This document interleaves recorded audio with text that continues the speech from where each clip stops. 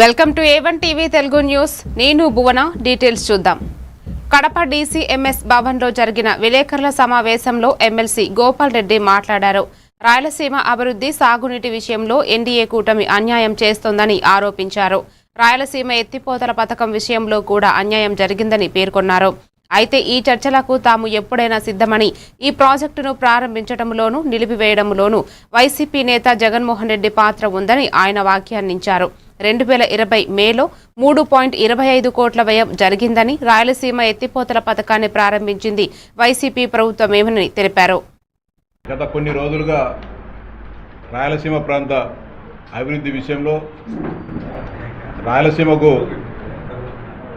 సాగునీటి రంగంలో ఎన్డీఏ కూటమి అన్యాయం చేస్తూ ఉంది.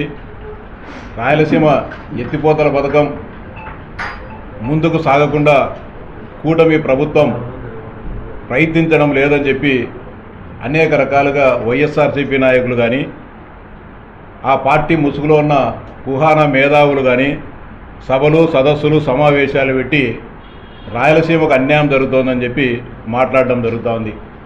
ఈ సందర్భంగా వైఎస్ఆర్సీపీ నాయకులకు, ఆ కుహానా మేధావులకు ఒకటి అడుగుతా ఉన్నా. 2019-24 మధ్య కాలంలో జగన్మోహన్ రెడ్డి ముఖ్యమంత్రిగా ఉన్నప్పుడు రాయలసీమకు అన్యాయం జరిగిందా?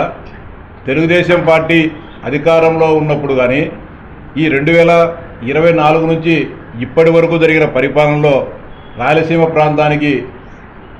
ప్రాంత రైతాంగానికి కానీ, ప్రజలకు కానీ, నిరుద్యోగ యువతకు కానీ న్యాయం జరిగిందనే విషయంలో ఎక్కడైనా ఎప్పుడైనా చర్చకు మేము సిద్ధంగా ఉన్నాం, మీరు సిద్ధమా అని చెప్పి ఈ సందర్భంగా సూటిగా సవాల్ చేస్తూ ఉన్నా.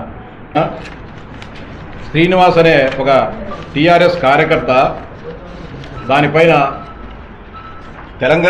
రాయలసీమ ఎత్తిపోతల పథకానికి ఎలాంటి అనుమతులు లేవు, పర్యావరణ అనుమతులు లేవు, అదేవిధంగా తెలంగాణ